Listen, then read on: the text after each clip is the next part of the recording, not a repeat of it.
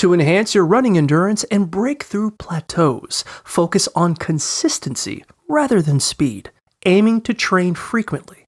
Beginners might start with 1 to 2 mile runs every other day, while experienced runners should aim for at least 5 days a week.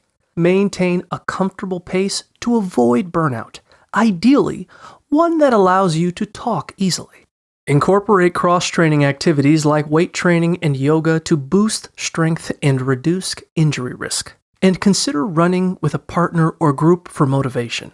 Utilizing running apps can help track your progress, while proper running form is essential to prevent injuries. Lean slightly forward and land with your feet under your body. Always warm up and cool down, incorporating stretches to minimize stiffness, and consider interval training for speed improvements. Lastly, invest in well-fitting running shoes suited to your foot type and replace them regularly to maintain optimal support.